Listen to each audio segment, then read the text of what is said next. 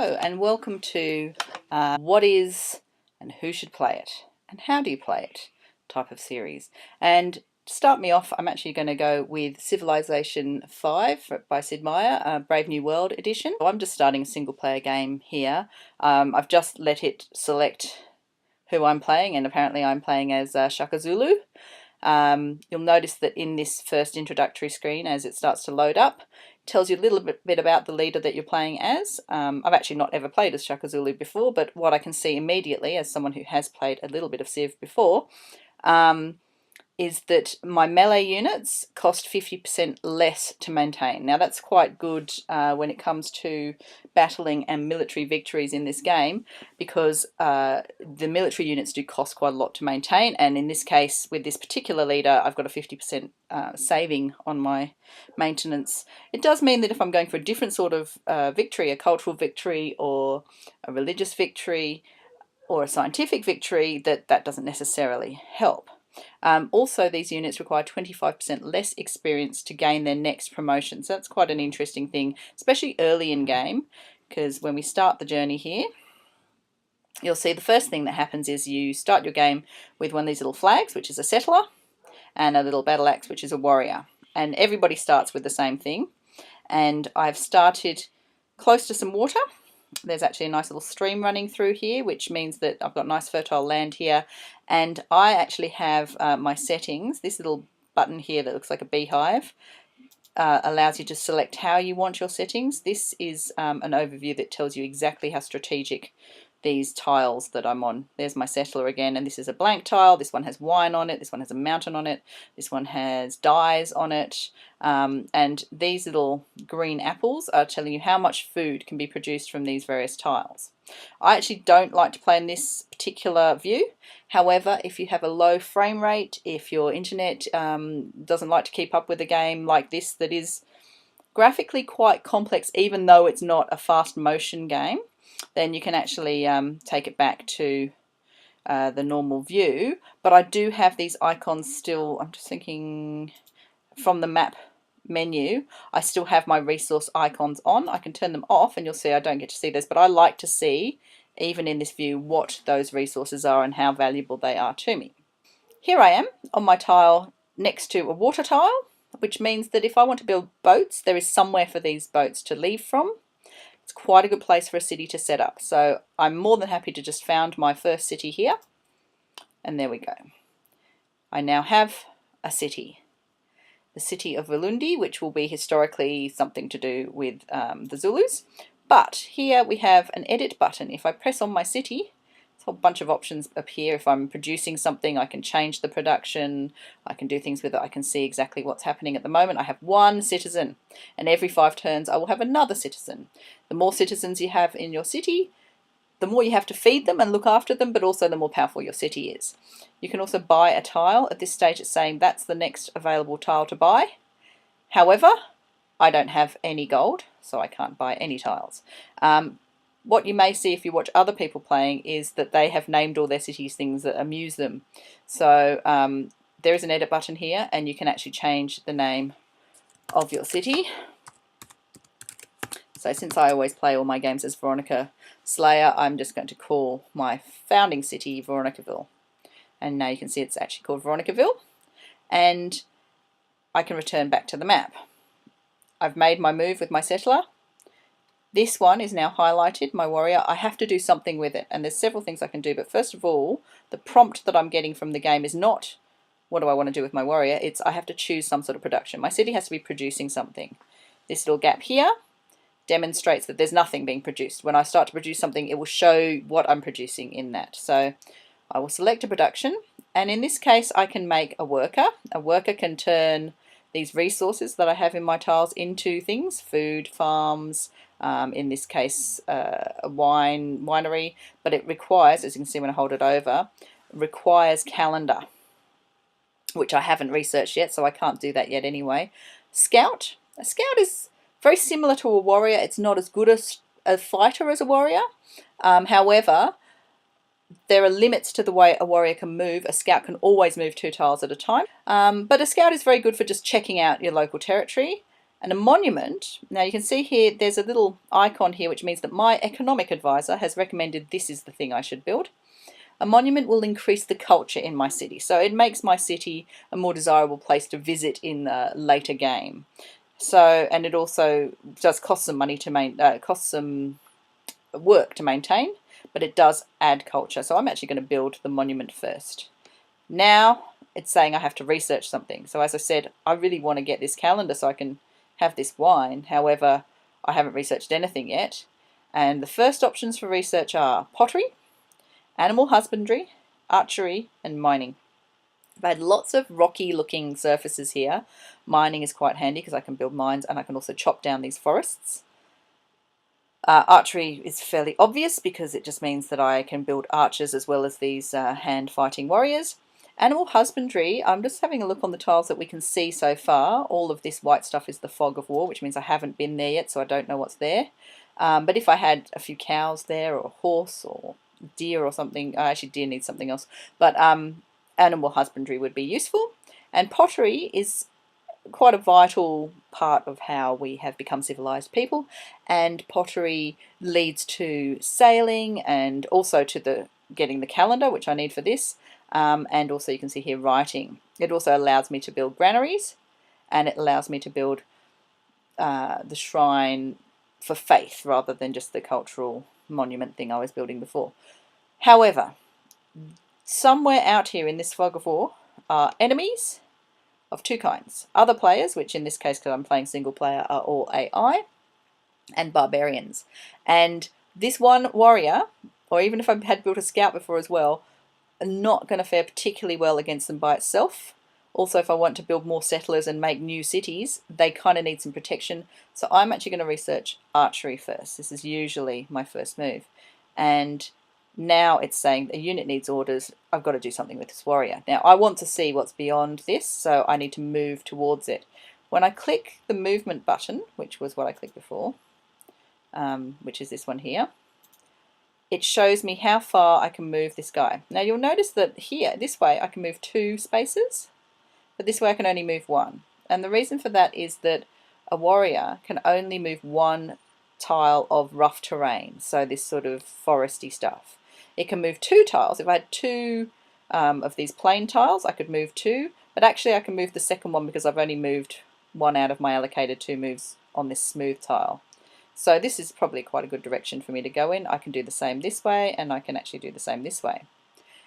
What I was saying about scout before is if I had built a scout can actually move 2 even if there's rough terrain there, which is why it makes it a good exploring unit.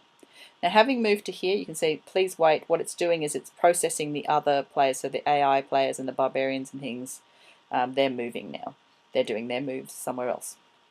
And I have to wait, it's a turn-based game, I have to wait for them to play their moves. Now you can see here, I'm now sitting here on this little thing. I've got a little lake here, which is very nice. I've got some cotton around me. And this thing here is an ancient ruins. If I can make my way to there, but it will take at least 2 turns because I can only move 1 in this direction because it's this rough terrain. If I can get to this and land on it, I will get some sort of a bonus from discovering these ancient ruins, and we'll wait and see what that is.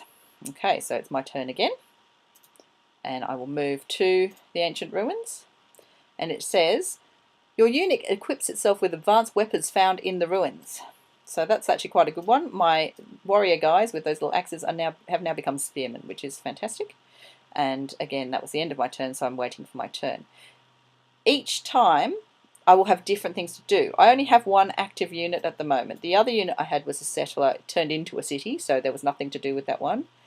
In 4 turns time, this thing will be finished because it said it would take 6 to make. So this guy is the only guy moving at the moment, so we'll move him along 1. Now I've actually just met a city-state, and the city-states are AI players that are not aggressive. They're not going to try and expand. Well, actually they can be aggressive if you invade their territory. But it tells you a little bit about this city-state, and geographically they're all over the place. So one of the things I noticed when I first started playing was that's a bit bizarre. Venice is in the middle of Africa, or where if you choose a world map, you will get things in all sorts of places, or suddenly you've got Spain has settled next door to Korea or something like that. But that's okay. It's just an imaginary world, but the facts about the civilizations and their traits tend to be based on real history. So here we go. We've just met Wittenberg. I will just close that for the moment. And this purple and black stripy line around shows where their territory is. If I step into their territory, I will immediately start to get a negative response from them because they haven't sort of said I can come in there, and they're not my friend or anything yet because I've only just met them. If I click on them, I get to talk to them. And you can see here they're saying they don't have any allies yet. My status with them is neutral. If I just stepped into their territory, I'd probably start going backwards into the negative. But one of the things I can do straight away, just to let them know I'm friendly, is I can say, hey, I'm a big city, you're just a city-state. I'm going to pledge to protect you. And they say, well, that's very nice. Let's hope you never need to do that. And although we're still neutral, it's just changed our relationship ever so slightly. If I had lots of money, which sometimes I do have quite a lot of money building up, I could also give them a gift which would actually move me up in the friendly stakes. So I'm not going to walk into them. I've still got a move to make. I might just move this way because I want to see more of what is actually out and about here. Here we have some deer. Deer don't use the animal husbandry because we don't keep domestic deer, but they do require trapping in order to use them as a resource. I've been told I can now found a pantheon. A pantheon, of course, is the very start of a religion, so I have to choose what I think would be a good religion to start. Whatever I choose here is the sort of basis for the religion I go with. Now, I think I might go with faith healers this time. I generally just choose one that appeals to me at the time. If I choose this, I will gain 50 health points per turn if I happen to be standing next to a friendly city, which hopefully, if I can make Wittenberg my friend, which they're right here, and if I'm in one of my own territories, I will be near a friendly city and hopefully can gain a bit of health back. And once again, go into the turn base. Now, if you are playing multiplayer, especially if you're playing with friends on a LAN network, you'll actually sort of see who you're waiting for to have their turns. When it's single player, the AI is just taking care of all of that. Sometimes it will take longer, but most of these imaginary players are going to be much the same position at me at the moment and not have many things to do except for move around. You can see I'm revealing more and more of the map, and you can see here, that's my city there. It's showing me what's around me. And it looks like there's another city-state. We can see this, the edge of there. So let's maybe keep heading towards that while we have nothing else in particular to do. So I've now met Brussels, and they've not met anyone before, so it means none of these other AIs have walked past them. And because I'm the first one they've met, they've given me 30 gold, which is very nice of them. So I might just return them the favour by saying, I'll protect you too, you're nice and close. Oh, but they've just said they're afraid of me. I wonder why they're afraid of me. This has just popped up to tell me that I've finished researching archery, which is good. Wonder why they're afraid of me. Don't know. Oh, well, let's try and do something about that, and we'll give them... maybe because Shaka Zulu is pretty scary, but, you know, because I'm in their territory. Right, so you can see it's slightly gone backwards here. I have done something to anger them. I've stepped into their territory, but I didn't realise that was where their territory started, so I'll move out straight away. And look, there's some nice more ruins here, but I finished making my... what was I making? A monument? So it's time to make something else. It's giving me a few more options now. So I can make an archer because I finished searching archery, which is exactly what I'm going to do.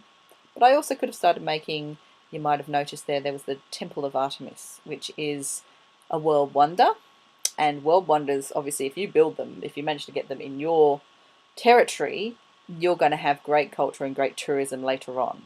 However, just at this stage, I'm not racing against any other players, and I want an archer to go out with my warrior, who's now a spearman, to investigate. So another research time. I've got my archery, so now really I want what is next going to be of biggest benefit. And one of the things I said before is I've got a couple of things here which require calendar. So I need to find the one that gives me calendar as well, which was pottery. So I will research pottery next. I've now also progressed to the point where I can adopt some sort of policy for my civilization. And these are the policies here. The first four, which are lit up like this, are the first ones I can choose. And on the first go round, you're just adopting which policy path you're going to take first. Usually, I will go for liberty or tradition first. there are advantages to both. If you follow tradition early, you actually start to produce great engineers, which up your science a bit, which is great for, especially later in the game. The further scientifically advanced you are, obviously, the earlier you'll get aircraft and radio and eventually things like bombs if you're going for a military victory. I like liberty because I'm just a bit of a lefty, really, and I like the idea of liberty. So I will adopt the policy of liberty. Just come back from having a few turns without recording because this game, being the nature of this game, is that it can take hours and hours and hours. So I thought while a few moves are just happening, I did manage to make an archer, and that archer just discovered some ruins. So it's actually been upgraded all the way to crossbowman, which is pretty good for me. My plan was to sort of, because the archer started in my city, have a quick look around here before meeting up with my warrior, which was kind of why I built it, so that the warrior wasn't fighting things by itself. The warrior, of course, already upgraded to spearman. But I did want to show you a barbarian camp, and as my spearman headed up here, you can see this is a barbarian camp. Now, the thing about a barbarian camp is that if you just leave it there, it will keep producing barbarian units, which will come out and start attacking people. So ideally what you want to do is clear out the camp and kill any barbarians that are around. Now, we know that I'm limited because there's this forest growth. I can only move one move at a time. If I move, I can actually move all the way towards the camp because this is a smooth tile and this is a smooth tile, and start attacking this barbarian. My archer is not going to get here in time to help me, but it may still be worth doing because they only have the regular warrior, and you can see they're having a little fight now. But they did produce another unit. So my health went down a little bit from that fight. Their health went down a little bit more. If my archer was here as well, I could sort of fire on them at the same time, which is what I'm going to try and do. So I will get my archer up this way. I'm going to keep attacking the camp rather than this single barbarian unit, simply because if I can clear out the camp, it won't make any more. So I will attack the camp again. We can see the camp is copying a bit of a blow here. I'm now no longer in the green with my health, but I'm certainly not anywhere near as bad off as they are at the moment. The likelihood is too that because this camp is very close to Brussels, Brussels will be quite happy when I take out this barbarian camp. Now there is another camp around here somewhere because this barbarian has appeared. It won't have made it all the way down from there, but it's come from somewhere, so there's probably another hidden one somewhere. The great thing about the archer is I don't have to attack in a melee fashion. I can actually, it's a ranged attack, so I can just target it and fire on it. And I haven't taken any damage from that, whereas the other fighting that I do gives me damage. And you can see it's produced another one because 2 turns have passed again. But because my warrior has been fighting without dying yet, I am now earning a promotion for my unit. It actually tells you up here, once you've got lots of things happening, when you've got lots of units moving around, there's lots of messages that come here. But in this case, it's just telling me, hey, you can promote your unit. And promoting my unit can do several things. If I manage to not take any damage in all of that, I could actually choose one of these, drill 1 or shock 1, which will change the way, not change the way, but change the impact of various types of fighting. In this case, when I'm on that smooth land that I can move to on, I would have 15% combat strength, and drill gives me a similar sort of effect on this rougher terrain, so when I am in forest or whatever. But when I'm damaged, you also get this option, which is to heal instantly 50 HP. Now, because there's 3 units here and I didn't manage to get my archer up in time, this is what I need to do. So I will hit that and you'll see I'm almost back at full health and I still have my move to go. I want to take out the camp. I don't want more of these to fight, so I will move into the camp now, and this should finish them off, I think. Yeah. So you can see here I've cleared the camp. They give me 16 gold, which is not a terribly large amount of gold, but it's something.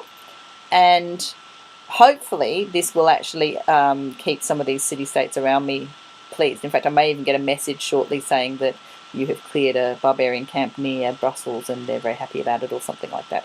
Unfortunately, the barbarians that were already produced are still there.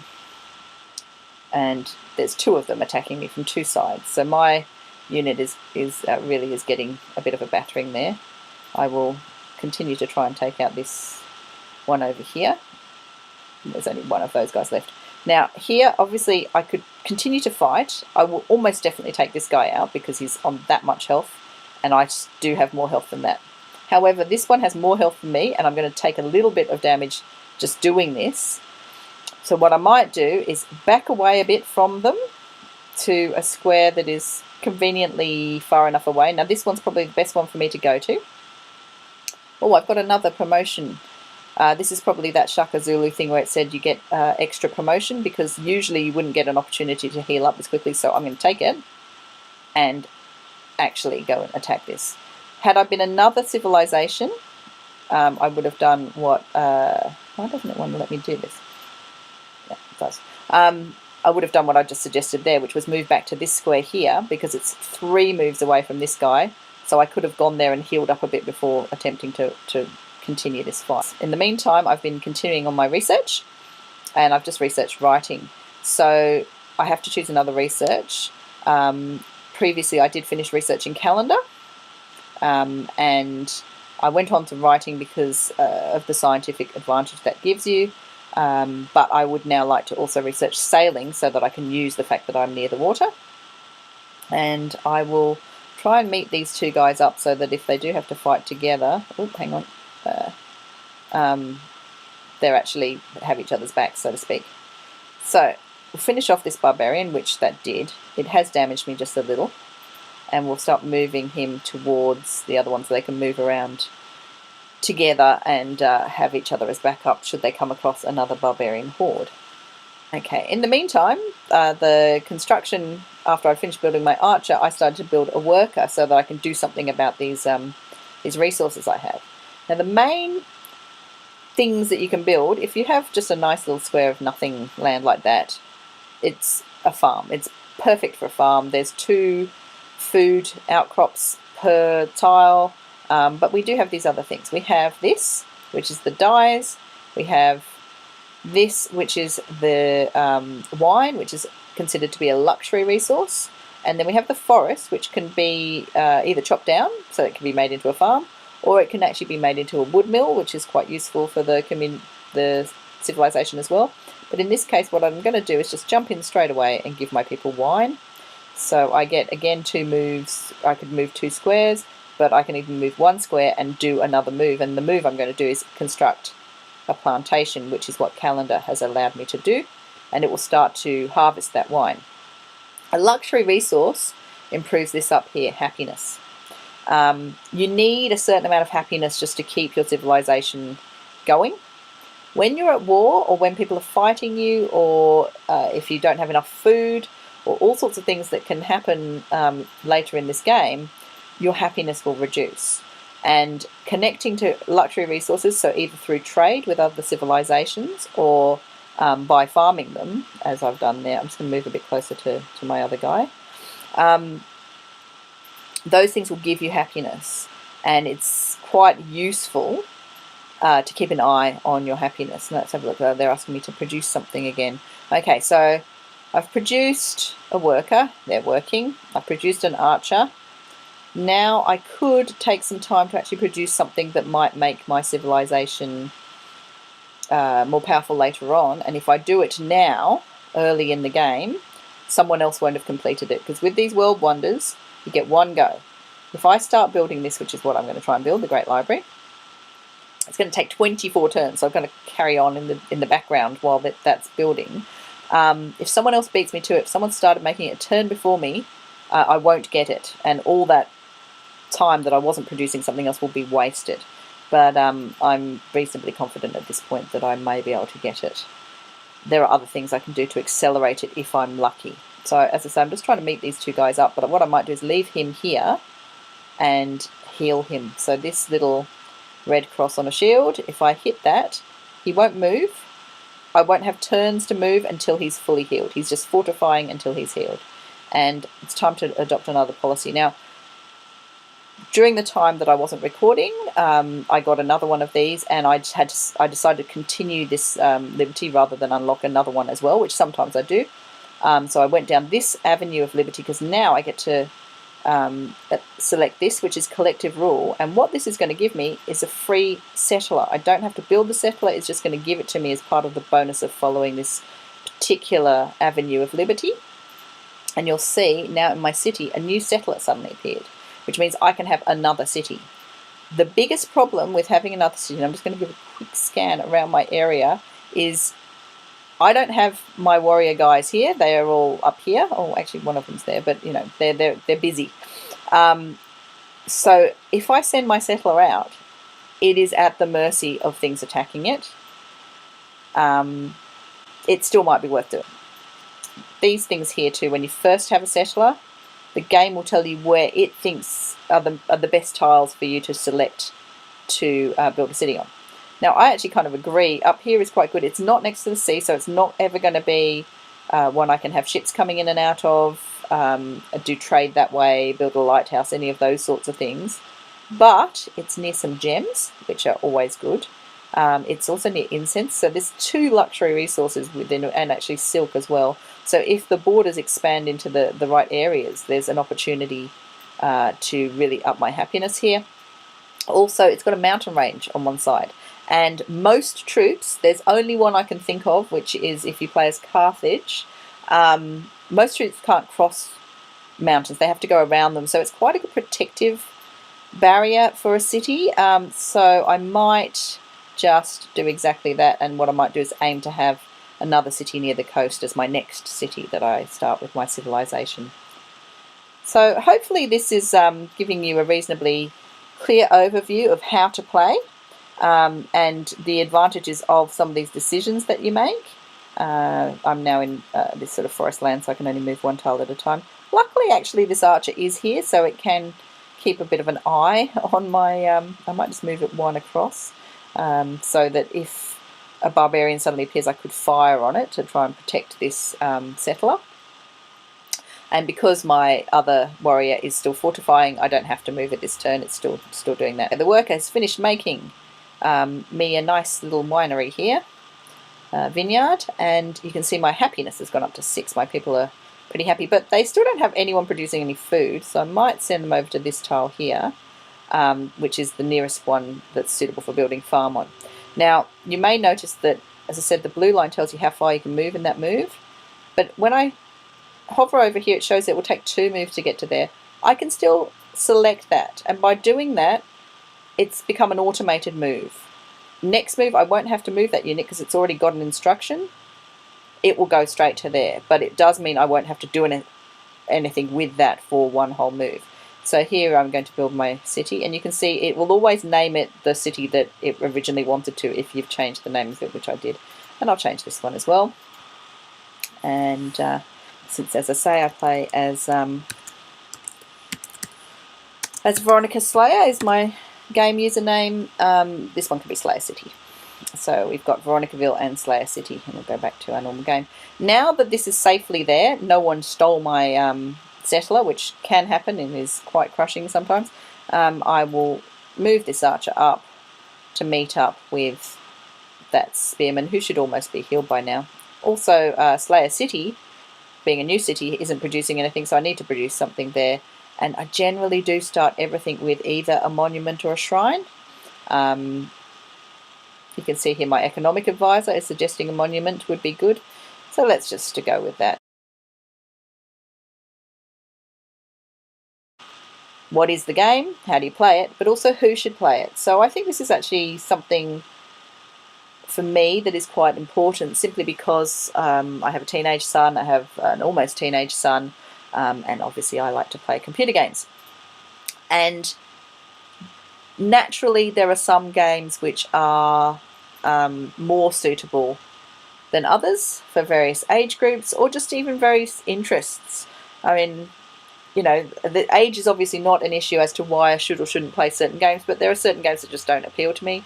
I'd say the thing with Civilization is that it is a game for people who, for a start, are relatively patient. It is a turn-based game. You have to wait for people, even if they are AI, to make their moves before you can move yourself. there's a lot of things you're doing long term. For example, we know I'm building the Great Library in my main city there, but it was going to take 25 turns or whatever. Now, the other thing I'll quickly point out is that I've got a city can attack. That means that there is a barbarian or an enemy of some sort. Now, at the moment, I don't have any other enemies because I haven't actually met any other civilizations that aren't city-states. But it's close enough to my city that I can strike from my city. So basically, as I say, you need to be patient. This is not a game for impatient people. This is not a game for people who,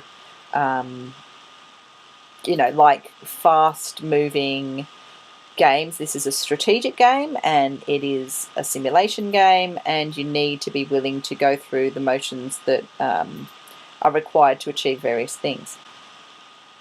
It's also a game that can lead to great disappointment. So if you have a child that is quite patient but isn't a very good loser, or something like that, then this maybe isn't the game for them, because there are times when things seem extremely unfair. Barbarians come and destroy something you've been working on for a long time. A civilization that you thought was your friend suddenly turns on you. It could lead to a little bit of a hissy fit, really. So I would suggest that a lot of computer games are going to have this issue, but it is a game that you could put all sorts of work in for a long time and then be extremely crushed. So if you have a younger child playing a game like this, then you probably, want to consider whether they have the right temperament for it as much as anything. Other than that, I would say people with a strategic mind, you do need to think ahead. It is a bit like playing an enormous game of chess or Monopoly or Risk or something like that. And you need to weigh up, once you start to understand the processes of a game, decisions. So definitely for people who enjoy that sort of strategic challenge. And it is the sort of game that if you have computer time rules, which of course lots of parents have, yes, you can have an hour after you've done your homework or half an hour, whatever. Because to complete a game, and I've only ever completed one single player all the way to the end and won, and that took several days of playing for a few hours at a time. So if you're playing on a sort of half hour a day allowance of gameplay, or an hour a day even, it's going to take a few days to complete. So again, patience. It does require patience. If you want to play multiplayer with other members of the family or friends that are there with their own computer on a LAN network, or if you're going to connect up externally as a server and play other people, you need to either have the time to play it, or you need to agree to keep coming back to the game to complete the game, because it isn't one unless you start at 7 o'clock in the morning and are willing to play for an entire day indiscriminately, that is going to really allow you to do that. Anything else? Well, there's nothing really else. I suppose it's a bit like, as I say, a game like Risk as a board game. The nature of history and of this sort of having to fight and defend and barbarians and all that sort of thing does mean that there is a certain level of violence in this game. However, it's not like Grand Theft Auto or even a sort of Street Fighter game or whatever. There's not, you yourself are not fighting, you're just sort of commanding your troops around the place. And you can play relatively peacefully, lots of people do, and go for just cultural and religious victories. It'll be very difficult to play without at least having to defend yourself, however. And the nature of these early civilizations, you can see here it's 1780 BC still, on turn 37, is that, there was pushing into other people's territories, and you will see other players behave quite brutally, particularly to the city-states, for example, and decide that they want what they've got for their own territory. But again, if you're a relatively peaceful player, you can choose to try and protect those city-states. So if someone takes one over through force, you can actually take it back. And actually, I'll just quickly show you what happened there. Because I wasn't able to kill the barbarian in time, it has actually now moved in and stolen my worker. So my worker was building a wine plantation for me there, and it's just been trounced by this barbarian archer, which I'm now going to have to try and attack. However, even if I kill the barbarian archer, the worker has now been converted to a barbarian worker until I can move an actual troop of my own onto the top of it, which I will obviously aim to do, but